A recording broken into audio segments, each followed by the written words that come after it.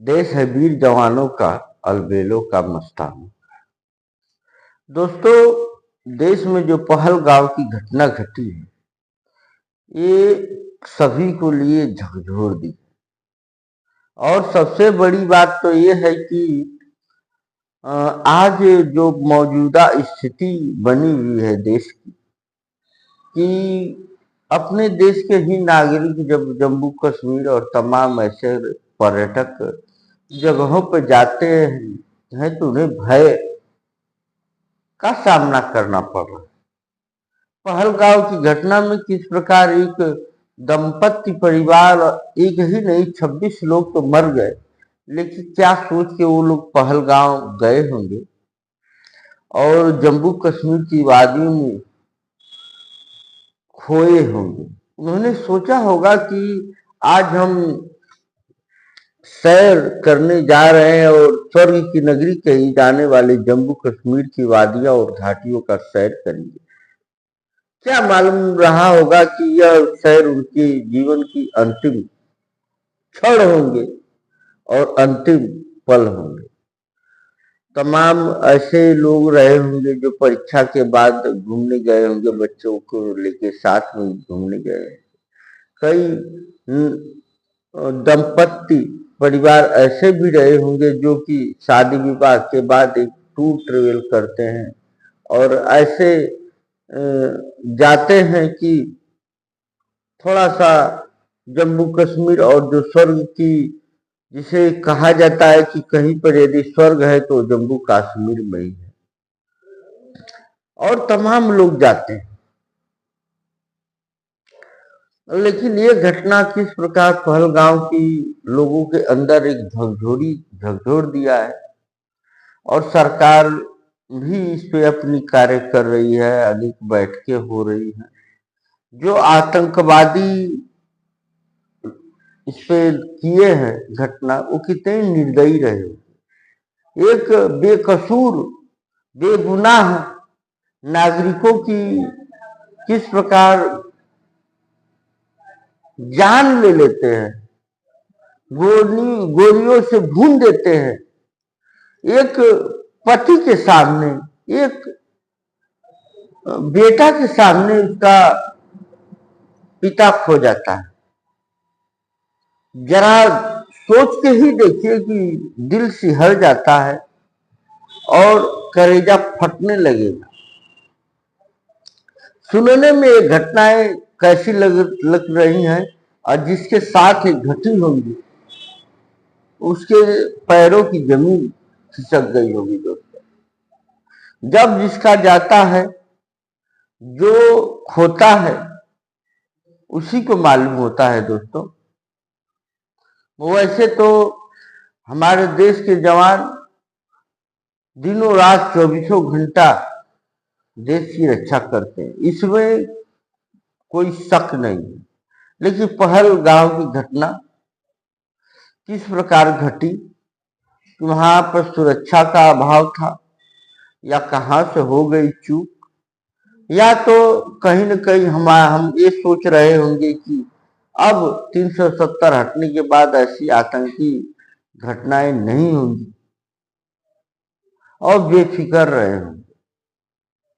ऐसा ही चूक का सामना पहलगाम में हमारे पर्यटकों के साथ घटी।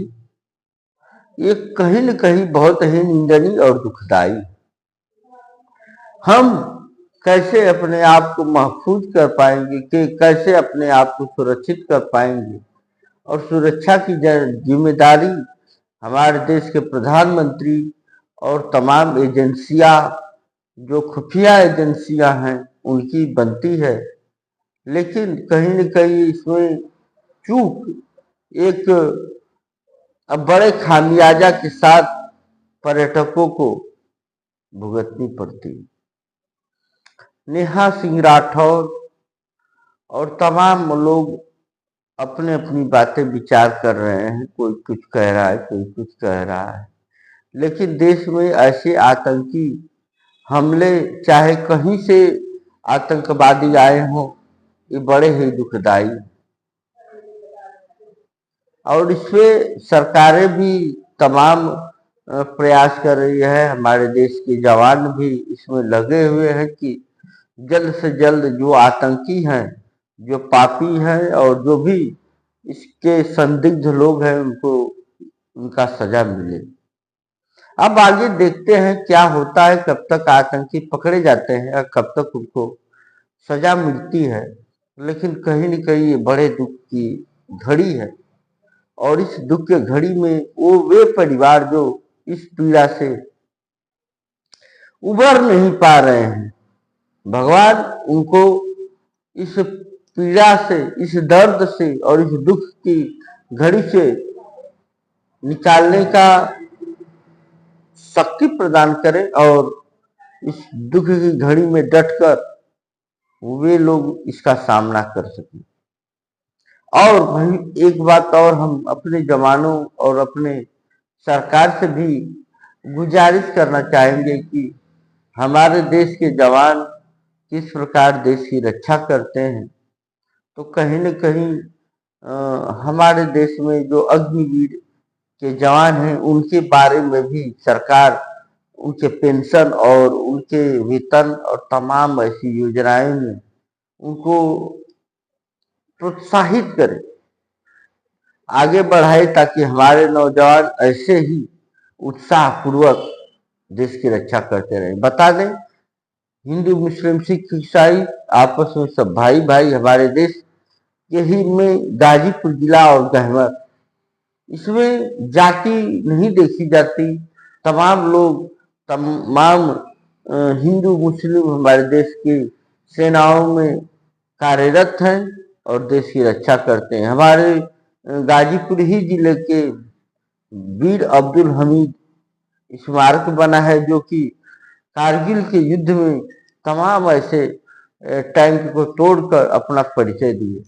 तो इसलिए हमें अपने आंतरिक और अपने देश के अंदर ऐसी कोई भी बातें और कोई भी गतिविधियां नहीं करनी चाहिए जिससे कि हमारे देश की सुरक्षा नीति और हमारे देश के अंदर अशांति फैले। दोस्तों, मैं ये मोटी मोटी बातें और विचार आपके बीच रखा हूँ।